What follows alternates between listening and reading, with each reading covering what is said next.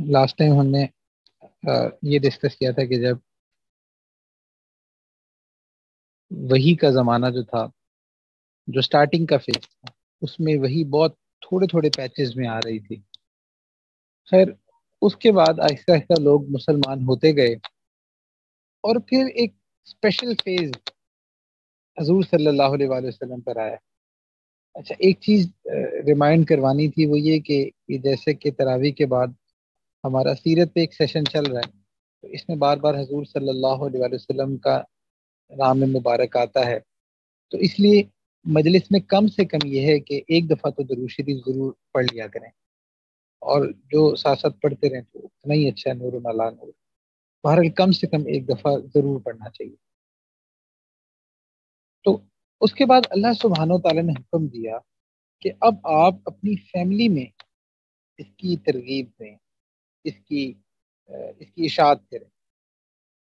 اب اس موقع پہ جو لوگ مسلمان ہوئے تھے وہ چند ہی تھے، اور ان کا بھی وہ بھی کوئی بہت زیادہ اظہار نہیں ہوا تھا. تو اللہ کے نبی صلی اللہ علیہ وآلہ وسلم نے اپنی فیملی کو بلایا اور ان کی کھانے پہ دعوت کی. اور کھانے کی دعوت میں کچھ علماء بتاتے ہیں کہ تقریباً 40 to 45 اتنے لوگ تھے، اور جو کھانا تھا نا وہ ایک بندے کے لیے تھا، یعنی کہ تقریباً اتنا تھا کہ ایک بندہ اس کو کھا سکتا تھا. لیکن جب اللہ کے نبی صلی اللہ علیہ وآلہ وسلم نے کھانا پیش کیا تو پہلے تھوڑا سا خود کھایا اور پھر کہا پیش کر. اور یہ اللہ کے نبی کا معجزہ تھا کہ سب نے کھا لیا اور پھر بھی کھانا بچ گیا.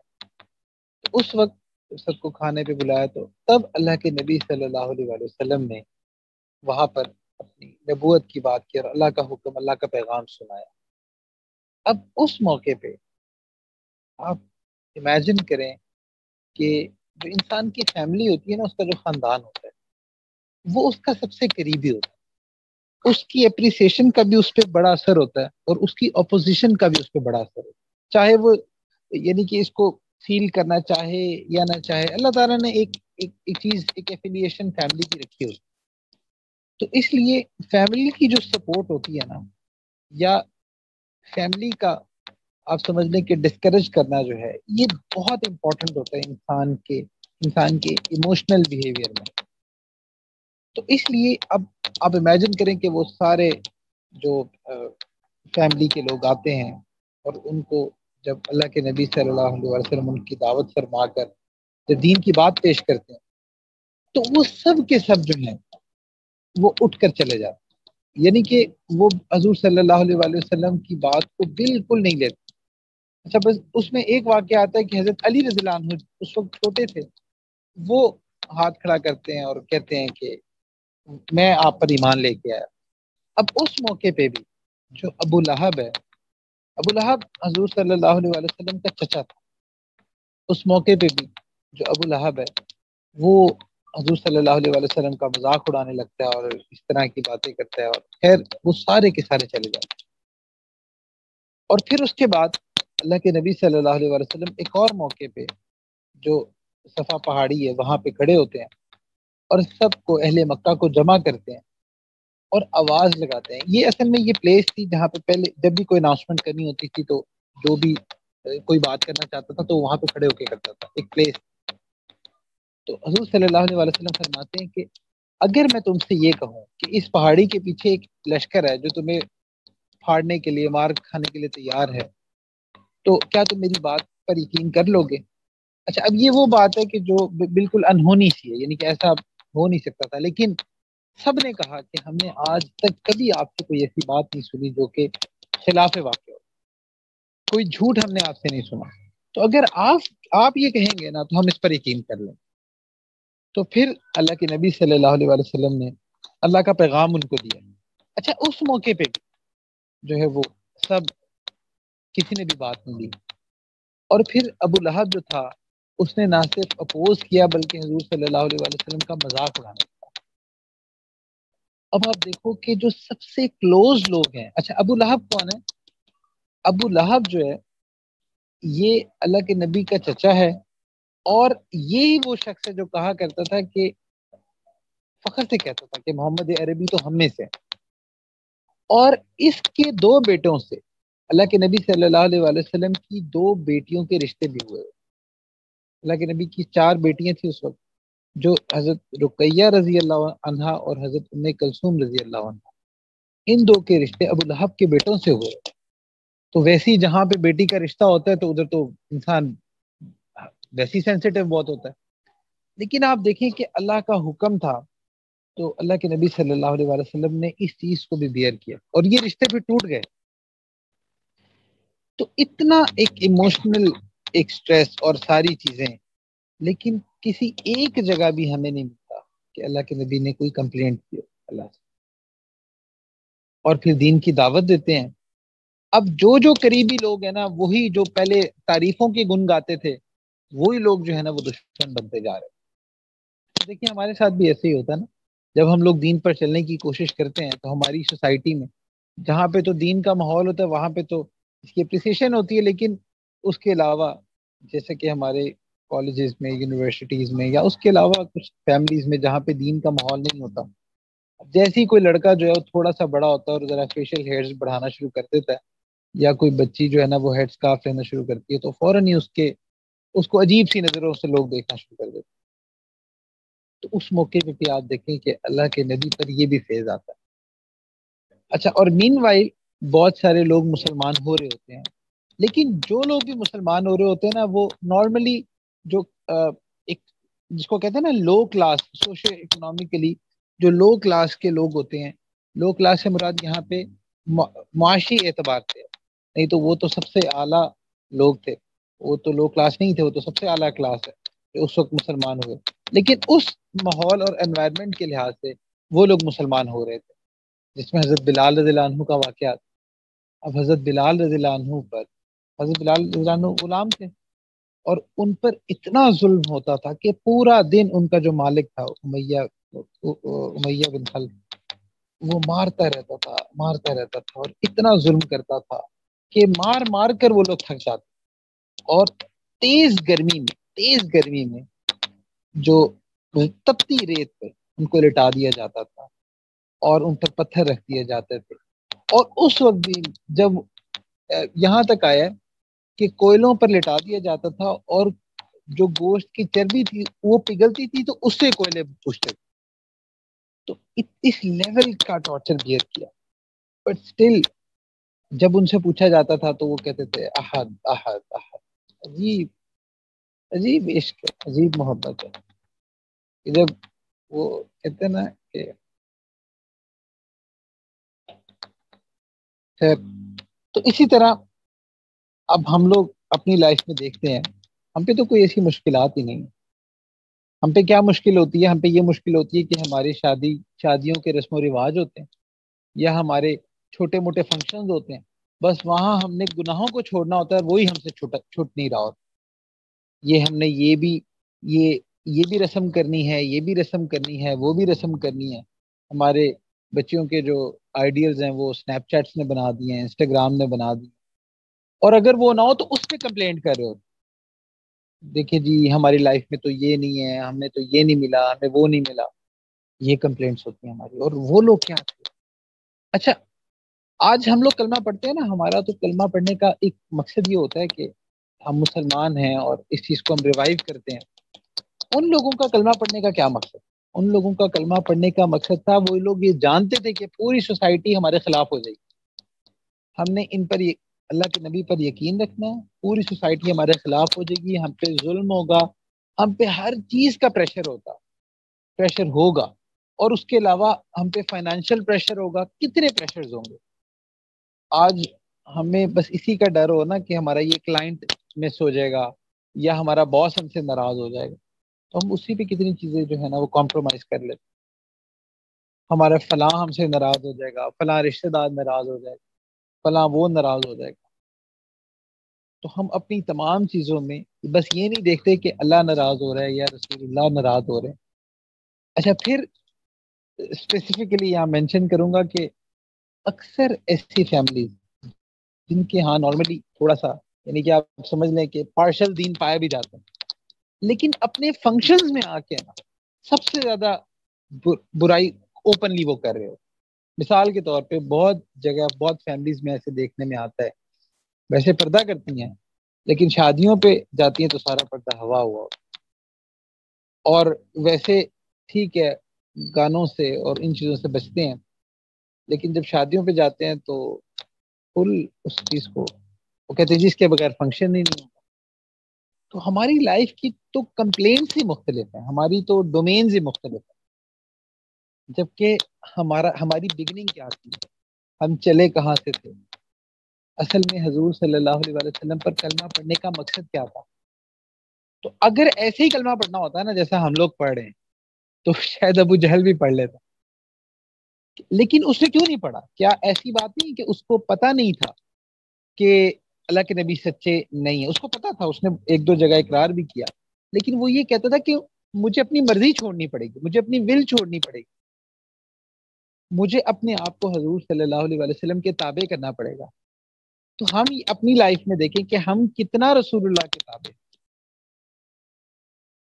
ہم اپنے فنکشنز میں دیکھ لیں، اپنے گھروں میں دیکھ لیں، اپنی ڈیلنگز میں، معاملات میں دیکھ لیں کہ ہم رسول اللہ صلی اللہ علیہ وسلم کو کتنا ریفلیکٹ کرتے ہیں۔ تو اگر اس لیول کا کرنا ہوتا تو وہ بھی کرتا۔ ایکچولی انہیں پتا تھا کہ اس کلمے کا مطلب اپنے آپ کو سبمٹ کر دینا اور پھر جو بھی حالات ہیں اس کو بیئر کرنا۔ پھر اس میں عجیب واقعہ آتا ہے کہ جو قریش تھے انہوں نے چونکہ جو حاجی آتے تھے وہاں پہ لوگ کھڑے کر دیے کہ جو بھی حاجی آتا تھا اس کو کہتے تھے کہ فلاں شخص سے بچ کے رہنا، وہ نعوذ باللہ ساحر ہے، جادوگر ہے، جو اس کی بات سنتا ہے اس کی طرف مائل ہو جاتا ہے۔ تو کیا عجیب فیلنگ ہوگی کہ ایک وقت میں اتنے معزز تھے ان میں کہ سب لوگ ان کی تعریف کرتے تھے، اور پھر پورا معاشرہ اکٹھا ہو گیا ان کے خلاف افواہیں پھیلا، جو باہر سے آ رہا اس کو بھی افواہیں دی جا رہی۔ ایک واقعہ بھی آتا ہے نا، ایک صحابی تھے حضرت طفیل رضی اللہ عنہ، ان کے بارے میں آتا ہے کہ وہ اپنے قبیلے کے سردار تھے۔ تو جب وہ آئے تو ان کو بھی لوگوں نے بتایا کہ فلاں شخص ہے محمد، ان سے آپ نے بچ کے رہنا ہے، اور وہ جو ہے نا ساحر ہیں، جو ان کی بات سنتا ہے ان کی طرف مائل ہو جاتا ہے۔ تو انہوں نے کیا کیا، انہوں نے یہ جو روئی کے دالے ہوتے ہیں نا وہ اپنے کانوں میں ٹھونس لی کہ تاکہ میرے کانوں میں ان کی آواز نہ پڑے۔ تو خیر وہ گئے تو انہوں نے ایک شخص کو دیکھا، وہ کہتے ہیں کہ میرا دل کھنچنے لگا ان کی طرف۔ تو اب دیکھتے ہی وہ حضور صلی اللہ علیہ وسلم کو دیکھا ہی ہے، صرف دیکھنے سے ہی دل دے بیٹھے۔ تو کہتے میں نے کسی سے پوچھا یہ کون ہے، تو انہوں نے کہا یہی وہ ہیں جن کے بارے میں منع کیا جاتا ہے کہ ان سے نہیں ملنا، ان کی بات نہیں سننی۔ کہتے میں نے سوچا کہ میں اتنا کوئی بیوقوف بندہ تو نہیں ہوں، میں تو اپنے قبیلوں میں اتنے فیصلے کرواتا رہا ہوں، اتنا سمجھدار بندہ ہوں، تو چلو میں دیکھتا تو ہوں یہ کہتے کیا ہیں۔ تو انہوں نے اپنے کانوں سے اتارے اور حضور صلی اللہ علیہ وسلم اس وقت قرآن کی تلاوت فرما رہے، تو جیسی تلاوت کانوں میں پڑی ہے فوراً اشہد اللہ الہ الا اللہ اشہد اللہ۔ ایسے اللہ کے نبی کی طرف لوگ کھنچ رہے ہوتے تھے، اور دوسری طرف سوسائٹی کی انمیٹی بھی بڑھتی جا رہی تھی، بڑھتی جا رہی۔ اچھا یہاں سے نا ایک اور چیز ایک سمجھ آتی، ہمارے دو طرح کے رشتے ہوتے ہیں نارملی۔ ایک تو وہ ہوتے ہیں جو کہ اللہ نے بنا دیا ہے، ہماری فیملی ایک بن گئی، جو کہ ہم نے اپنی مرضی سے چوز نہیں کی ہوتی۔ کسی نے اپنی مرضی سے اپنے ماں باپ چوز نہیں کیے، کسی نے اپنی مرضی سے جو ہے نا وہ اپنے بہن بھائی چوز نہیں کیے، کسی نے ایون اپنا جینڈر اپنی مرضی سے چوز نہیں کیا، اپنی شکل و صورت جو آپ کو پسند نہیں آتی، جس کو صحیح کرنے کے لیے آپ اتنے سے چہرے پہ ہزاروں روپے لگاتے ہیں، تو اس کو یہ کچھ بھی آپ نے اپنی مرضی سے چوز نہیں کیا، یہ سب اللہ نے دیا۔ اچھا یہ تو ایک یہ فیملی ہوتی، دوسری ایک فیملی ہوتی جو آپ اپنی مرضی سے چوز کرتے، وہ آپ کے دوست احباب ہوتے ہیں اور آپ کے وہ تعلق والے ہوتے ہیں جو کہ آپ کی جو کسی کامن ٹریٹ کی وجہ سے جن کا آپ سے تعلق بنتا ہے۔ یہاں پہ نا ایک وہ سوسائٹی شیپ اپ ہو رہی ہے کہ ایک طرف وہ فیملی ممبرس تھے جو اتنا خلاف ہو گئے، اور دوسری طرف وہ لوگ جڑنا شروع ہو گئے جو دین قبول کر رہے تھے، ایک وہ کمیونٹی ڈیولپ ہونا شروع ہو گئی۔ تو آج بھی ایسا ہی ہوتا ہے، جن لوگوں سے تعلق دین کے لیے ہوتا ہے نا ان سے تعلق ہی مختلف ہوتا ہے۔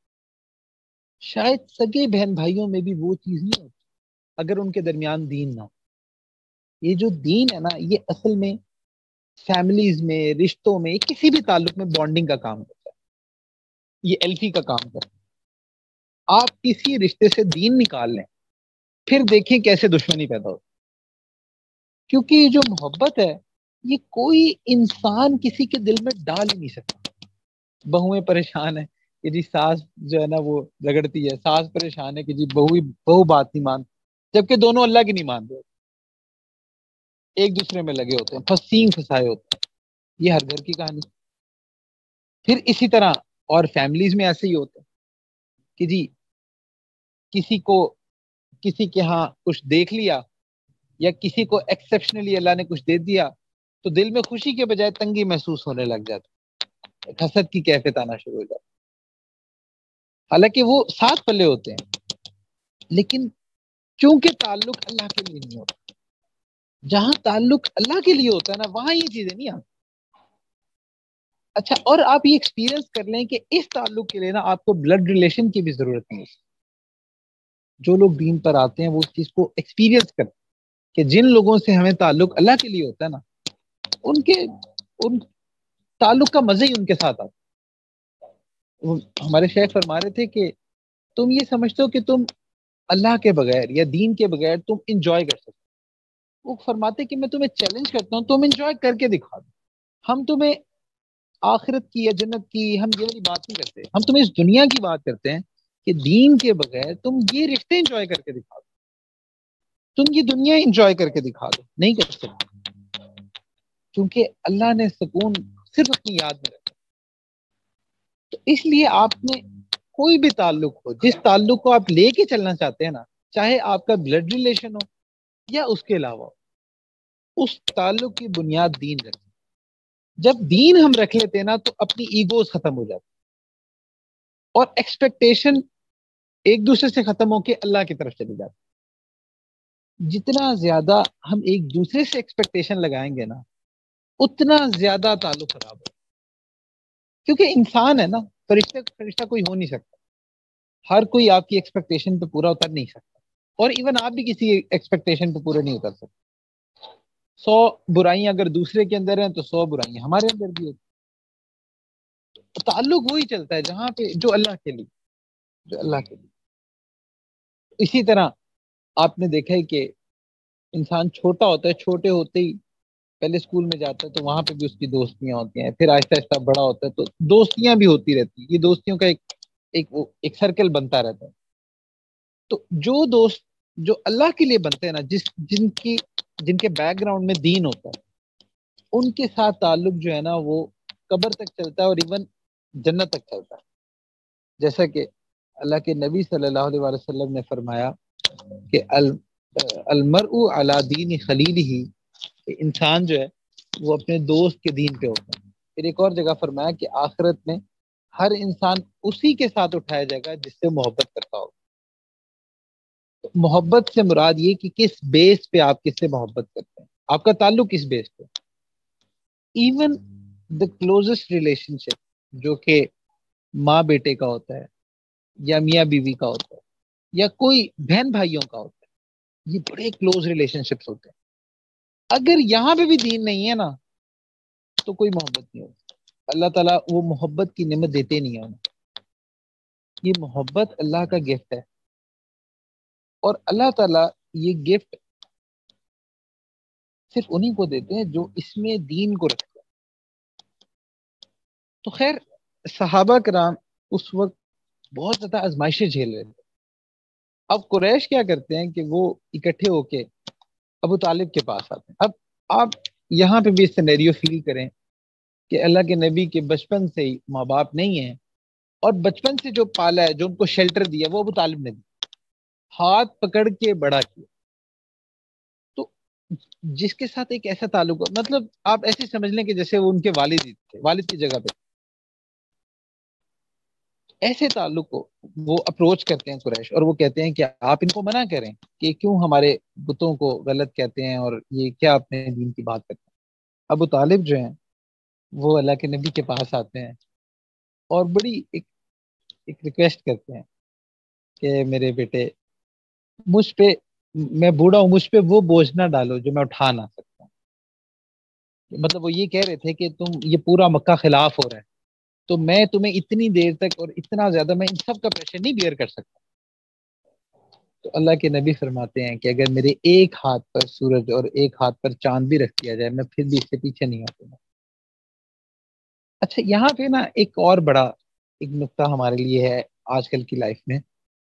ہم کیا کرتے ہیں کہ ہم نا ایک دوسرے کے لیے نا یا کسی کے لیے ہم دین کو چھوڑ دیتے۔ ہم کہتے ہیں کہ جی داڑھی نہیں رکھ رہے، کیوں نہیں رکھ رہے؟ جی اما نے منع کیا۔ نماز نہیں پڑھے، کیوں؟ جی وہ باس نے منع کیا، یا باس نے کہا کہ کام کر لو، یا اس طرح کے کوئی نہ کوئی ایکسکیوزز ہم دین کو چھوڑتے ہیں کسی کے لیے کہ بھئی اس کی دل آزاری ہو۔ آپ یہاں پہ دیکھیں کہ اللہ کے نبی جتنے زیادہ احسانات میں ڈوبے ہوئے تھے، اور وہ بھی وہاں پہ کہتے ہیں کہ نہیں، میں چچا میں آپ کی بات نہیں مان سکتا۔ تو اسی لیے یہ جو ہم اس دنیا میں ہے نا، اس میں ہمارا بنیادی ٹیسٹ یہ ہے کہ ہم اپنے دل میں سب سے زیادہ محبت کس کی رکھتے ہیں، اللہ کی رکھتے ہیں یا کسی اور کی رکھتے ہیں؟ ایکس وائی زی سب سے کلوز انسان کے فیملی ممبرز ہوتے ہیں۔ تو یہاں پہ پہلا ٹیسٹ فیملی ممبرز کے ساتھ، اگر آپ کے فیملی ممبرز آپ کو اپوز کرتے ہیں دین واٹ، اس وقت آپ کیا کریں؟ تو آپ دیکھیں کہ اس ٹرائل سے اللہ کے نبی گزر رہے ہیں، اور پھر ان کے ساتھ ان کے جتنے کمپینینز ہیں، جتنے صحابہ ہیں، حضرت سمیہ رضی اللہ عنہا جو اسلام کی پہلی شہیدہ ہیں، وہ ان کے ہسبینڈ اور ان کے بیٹے یہ تینوں اسلام لے آئے، اور یہ تینوں جو تھے بہت یعنی کہ غریب تھے اس وقت، اور ان پر اتنا ظلم ہوا، ابو جہل نے اتنا ظلم کیا کہ یہ شہید ہو گئی تھیں۔ لیکن آپ دیکھو کہ وہ لوگ بھی، کوئی ایک بندہ بھی ایسا نہیں تھا جو اس کی یعنی کہ اس ٹارچر اور ان تمام چیزوں کی وجہ سے دین سے پھرا ہو۔ کوئی ایک بھی ایسا نہیں۔ عجب چیز ہے لذت آشنائی۔ تو اس لیے، اور پھر دوسری طرف آپ حضرت عمار رضی اللہ عنہ کو دیکھیں کہ اپنے آنکھوں کے سامنے اپنی والدہ کو شہید ہوتے دیکھتے ہیں، اور وہ بھی ایک ٹارچرس فیز میں، اور پھر اپنے والد کو شہید ہوتے دیکھتے ہیں، اور خود ینگ نوجوان، لیکن وہ بھی نہیں دین پر قائم رہتے ہیں۔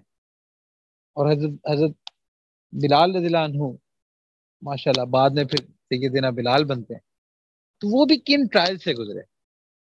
آج ہمارے ساتھ مسئلہ یہ ہوتا ہے کہ ہم پہ تھوڑی سی پریشانی آئے نا، تو ہم فوراً کمپلینٹس کرنا شروع کر دیتے ہیں کہ اللہ نے ہماری دعائیں قبول نہیں کی، ہم نے تو اتنا مانگا تھا، ہم نے تو تہجد میں اٹھ کے مانگا تھا، ہمارا رزلٹ اچھا نہیں آیا، اور ہمارا جو ہے نا وہ فلاں جگہ رشتہ نہیں ہوا، ہمارا یہ نہیں ہوا، یہ ہماری یہ خواہش پوری نہیں ہوئی، ہمارا کاروبار نہیں چل رہا، اور ہم فوراً اللہ سے کمپلینٹ کرنا شروع کر دیتے ہیں۔ جبکہ اس پورے موقع پہ کوئی ایک صحابی کسی کے منہ سے یہ نہیں نکلتا، کوئی کمپلین نہیں کرتا، بلکہ قائم رہتا۔ تو یہ جو ٹرائلز ہیں نا، یہ زندگی کا حصہ ہیں، آپ اس سے اسکیپ نہیں کر سکتے۔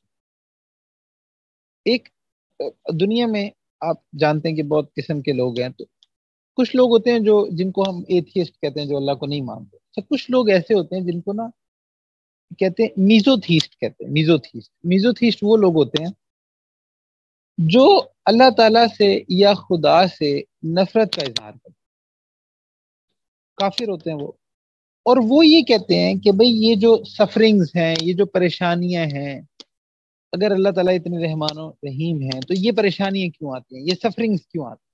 وہ اللہ سے کمپلینٹ کرنے لگ جاتے ہیں، اور وہ چیز ان کو اتنا آگے لے جاتی ہے کہ وہ ایمان سے، وہ اسلام سے باہر نکل جاتے ہیں۔ اگر کمپلینٹ کرنے کا کسی کو حق تھا تو اللہ کے نبی کرتے، جو اتنی پریشانیوں سے اور مشکلات سے گزرے تھے، یعنی کہ ہم تو اس کا ہزارواں لاکھواں حصہ وہ بھی نہیں بیئر کر سکتے، اور نہ ہم پہ کوئی ایسی چیز آئی ہے۔ اللہ کے فضل سے اللہ تعالیٰ ہم سب کو عافیت نہیں رکھے، کیونکہ ہم کمزور ہیں نا، اللہ جانتے ہیں کہ ہم اتنے ٹیسٹ بیئر ہی نہیں کر سکتے۔ اکثر لوگ ایک خواہش کرتے ہیں نا کہ کاش ہم حضور صلی اللہ علیہ وسلم کے دور میں ہوتے، ہم اس وقت ہوتے۔ تو علماء لکھتے ہیں کہ پتہ نہیں اس وقت ہوتے تو ایسا نہیں ہے کہ ابو جہل کی صف نہیں ہوتے. کہ آج ہمیں پتہ ہے دین کی بہت ساری چیزوں کا کہ یہ حق ہیں اور رسول اللہ کی طرف سے ہیں. ہم سوسائٹی کے پریشر کی وجہ سے وہ تو ایکسیپٹ کرتے نہیں ہیں جس میں کوئی اتنی مشقت بھی نہیں ہے. اور وہاں پہ تو اتنی مشقت تھی. تو اللہ تعالیٰ بیسٹ جانتے ہیں کہ کس کو میں نے کہاں بھیجنا اور کب بھیجنا. یہ اللہ ہی بہتر جانتے. ہم کمزور لوگ ہیں اور اسی لیے ہم پہ کوئی اللہ کا شکر ہے کوئی ایسا ٹیسٹ نہیں ہے کیونکہ اللہ جانتے ہیں ہم کمزور ہیں. ہم پہ تو تھوڑا سا کوئی مسئلہ آ جائے ہم فوراً اللہ سے کمپلینٹ کرنے لگ جاتے.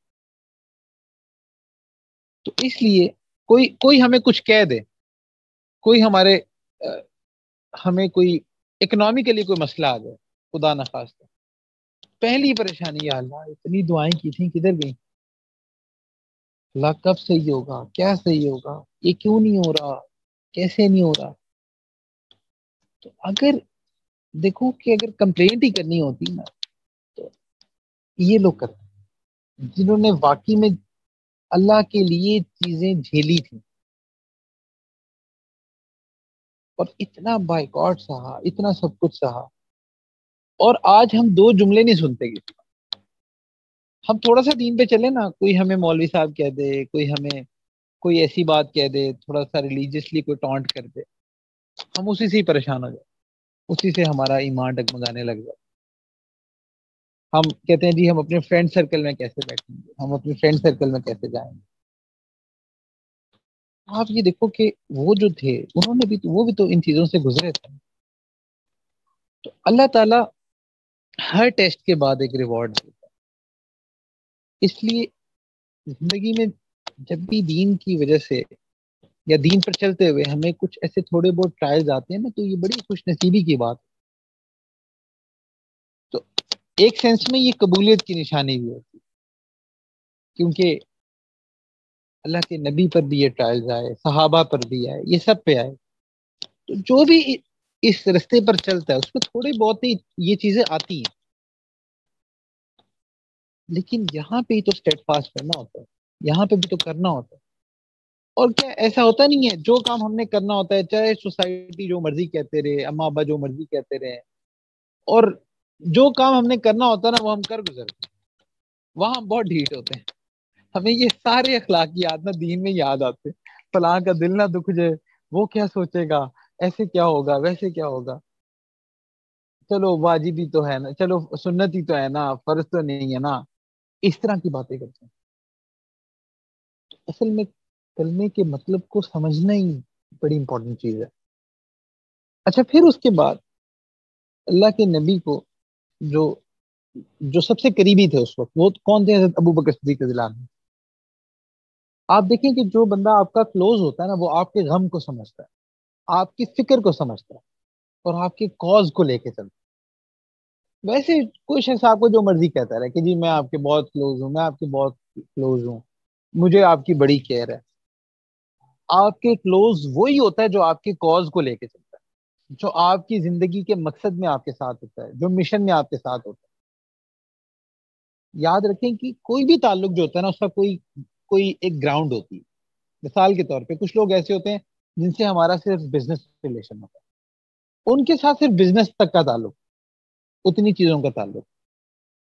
اچھا کچھ لوگ ایسے ہوتے ہیں کہ جن کے ساتھ جو ہے ہمارا اس لیے تعلق ہے کہ ہم ایک ہی جگہ پہ رہتے ہیں, ان سے بھی بس اتنا ہی تعلق ہوتا ہے. جب وہ گراؤنڈ ختم ہوتا ہے وہ تعلق بھی ختم ہو جاتا ہے. اچھا اس کی مثال آپ دیکھ لیں کہ بچپن سے لے کے اب تک کتنے آپ کے بچپن سے ہمیں ہمارے دوست بنتے ہیں, ہمارے مختلف تعلق والے بنتے ہیں, لیکن وقت کے ساتھ ساتھ سب دور ہوتے جاتے ہیں. میٹرک ختم ہوتا ہے تو سب رو رہے ہوتے ہیں, ایک دوسرے سے وعدے کر رہے ہوتے ہیں, نمبر ایکسچینج کر رہے ہوتے ہیں, جی ملیں گے, تعلق میں رہیں گے, سب کچھ ہوگا, لیکن بعد میں کوئی نہیں ملتا. اس کی وجہ یہ ہے کہ وہ کامن گراؤنڈ جس وجہ سے آپ کا تعلق تھا نا وہ ختم ہو گیا. تو آپ کے کلوز وہی بندہ ہوتا ہے جو آپ کے اس گراؤنڈ کو اپنا گراؤنڈ بناتا ہے جو آپ کی زندگی کا مقصد ہے.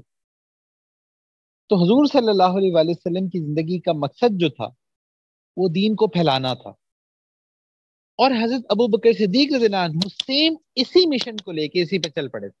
اور یہی وجہ تھی کبھی غلاموں کو آزاد کرتے ہیں, ان کو کلمہ پڑھاتے ہیں, کبھی کسی کو دین کی دعوت دے رہے ہیں, تو وہ بھی اسی مشن میں ساتھ جت گئے تھے. حضرت بلال رضی اللہ عنہ جو تھے وہ غلام تھے، تو ان کے جو مالک تھے حضرت ابو بکر صدیق رضی اللہ عنہ گئے اور کہا کہ کتنے میں بیچنا آپ؟ تو اس نے کہا کہ اس وقت کے 100 دینار، 100 دینار بہت زیادہ تھے، یعنی کہ آپ سمجھ لیں کہ اس نے اپنی طرف سے وہ اماؤنٹ کی کہ جو اس نے کہا کہ یہ تو ان ایکسپیکٹڈ سی چیز۔ تو حضرت ابو بکر صدیق رضی اللہ عنہ نے فوراً دے کے نا حضرت بلال رضی اللہ عنہ کو خرید لیا، اور وہ جو ایک ٹارچرس ایک فیز تھا اسے نکالا اور آزاد کیا۔ کیا زبردست صدقہ جاریہ بنا۔ تو آپ دیکھیں کہ حضرت ابو بکر صدیق رضی اللہ عنہ کو اللہ کے نبی سے جو محبت تھی، وہ اور اس محبت میں انہوں نے حضور صلی اللہ علیہ وآلہ وسلم کے مشن کو، کاز کو اپنا کاز بنا لیا۔ تو آپ نے جس کے ساتھ زندگی گزارنی ہوتی ہے نا، آپ کو اس کے کاز کو اپنا کاز بنانا ہوتا ہے، تبھی آپ کی اور اس کی کلوزنس پیدا ہوگی۔ اگر آپ اس کے کاز کو اپنا کاز نہیں بناتے نا، آپ کبھی بھی اس کے کلوز نہیں ہو سکتے، چاہے اوپر سے جو مرضی کہتے ہیں۔ تو اس لیے زندگی کے کاز کو اپنا کاز بنانا ہوتا ہے۔ یہ جو جن لوگوں سے ہمارا دین کا بھی تعلق ہوتا ہے نا، تو یہ وہاں پہ بھی یہی ہے، وہ ہوتا ہی ہے کہ وہ کاز سیم ہو جاتا ہے، اسی لیے تعلق بنتا ہے۔ تو حضرت ابو بکر صدیق رضی اللہ عنہ جو تھے، ایک دفعہ ایک معاملہ ہوا تو قریش نے اتنا اتنا زد و کوب کیا، اتنا مارا کہ بالکل بے ہوش ہو گئے، اور اس بے ہوشی میں وہ گھر لائے گئے، زخمی تھے، بے ہوش تھے، اور گھر والے بھی پریشان ہیں کہ کیا حالت ہے، اور جیسے ہی اٹھتے ہیں نا فون پوچھتے ہیں اللہ کے نبی کیسے، یہ نہیں دیکھتے کہ میرا کیا حال، کیونکہ وہ جس موقع پہ ہوا تھا وہ اللہ کے نبی کو بچاتے بچاتے ان پہ سارا معاملہ ہوا تھا۔ تو فوراً اٹھ کے کہتے ہیں کہ اللہ کے نبی کیسے، اللہ کے نبی کیسے، یہ وہ محبت ہوتی۔ آج ہم دیکھ لیں کہ ہمیں یہ تو ٹینشن ہے کہ ہمارے ڈریس کتنے ہیں، ہمیں گفٹ کتنے آ رہے ہیں، ہمارے سوشل میڈیا پہ کتنے فالوورز ہیں، ہمیں یہ تو ہے کہ ہماری تصویروں پہ لائکس کتنے آ رہے ہیں، ہمارا اسٹیٹس کتنے لوگ دیکھ رہے ہیں، ہمیں ان چیزوں کی ٹینشن ہے، ہماری ڈومین ہی مختلف ہے، اور یہ وجہ ہوتی ہے۔ اچھا، اس میں نا ایک اور جو نقطہ علماء نے لکھا ہے وہ یہ کہ اتنے لوگ تھے کہ جنہوں نے اس وقت اسلام کو اپوز کیا، لیکن ابو لہب کے بارے میں اللہ نے ایک پوری سورت اتار دی، ابو لہب کے بارے میں، اس کی وائف کے بارے میں، اور اس کو ڈیڈیکیٹ کر دیا، اور اس میں اتنی وعید، تبت یدا ابی لہب تب۔ تو یہ کیا وجہ ہے؟ یعنی کہ باقی بھی تو اور کتنے لوگ تھے، اور پوری سیرت میں آپ دیکھیں گے کہ بہت سارے ایسے ایسے دشمن ملے، لیکن خاص ابو لہب کے بارے میں ایسا کیوں؟ تو اس کے بارے میں اسکالرز نے لکھا ہے وہ یہ کہ اللہ کے نبی کو اپوز اس نے بھی کیا تھا، لیکن جو اس کا ایٹیچیوڈ تھا نا، وہ انتہائی متکبرانہ تھا، اس کا جو انداز تھا نا وہ بہت برا تھا، the way he was opposing، یہ بہت برا تھا، اس لیے اس کے ساتھ اتنا برا معاملہ ہوا۔ اچھا، یہ ہم اپنی زندگیوں میں بھی دیکھ لیں، اکثر لوگ ہم کبھی کسی سوشل ایشو پہ کوئی کامنٹ کر رہے ہوتے ہیں، یا کسی ریلیجیس ایشو پہ کوئی کامنٹ کر رہے ہوتے ہیں، کوئی ایسا معاملہ ہو گیا، کبھی ریاست کو گالیاں دے رہے ہیں، اسٹیٹ کو گالیاں دے رہے ہیں، کبھی مولویوں کو گالیاں دے رہے ہیں، جو فیوریٹ مشغلہ ہے کہ جی یہ مولانا صاحب ایسے کر لیتے، وہ ایسے کر لیتے اور ویسے کر لیتے۔ تو ہمارا بھی نا کبھی کبھی ایٹیچیوڈ ہمیں دیکھنا چاہیے کہ بڑا نا ایک مزاح اور طنز والا اور بڑا متکبرانہ قسم کا ایٹیچیوڈ ہو جاتا ہے، ہم چاہے کسی پر بھی کامنٹ کر رہے ہیں، اور کیا پتا کہ اللہ کو ہماری کون سی ادا ناگوار ہو۔ تو اس لیے ہمیں کسی پر بھی جب کامنٹ کرنا ہوتا ہے نا، چاہے وہ کوئی بھی ہو، وہاں پہ اپنے انداز کو دیکھنا بہت ضروری ہے، کہ کہیں ایسا تو نہیں ہے کہ میں کسی کی غلطی نکال رہا ہوں، لیکن میرا اپنا انداز جو ہے نا وہ انتہائی، اس میں تکبر ہے، تکبر پایا جاتا ہے، میں کسی کی اصلاح تو کر رہا ہوں لیکن میرے اپنے اندر تکبر ہے، اور میں اس لیے کر رہا ہوں کہ میں اس سے بڑا ہوں، میں اس سے افضل ہوں، اور کسی کی اصلاح اس انداز میں کرنا ہے کہ اس کا مذاق اڑایا جا رہا ہے، تو یہ اللہ کو انتہائی ناپسند ہے، اس سے بچنا چاہیے۔ ایسے رینڈم جو ہم کمنٹس کر رہے ہوتے ہیں نا، اس سے بھی بچنا چاہیے. ٹھیک ہے ہم سوشل اینیملز، ہم نے کمنٹس کرنے ہیں، ہمیں تنقید بھی کرنی پڑتی ہے، ہمیں سب کچھ کرنا پڑتا ہے، لیکن مسئلہ یہ کہ کس انداز میں آپ کر رہے ہیں یہ امپورٹنٹ ہے، کہ وہ انداز میٹر کرتا ہے.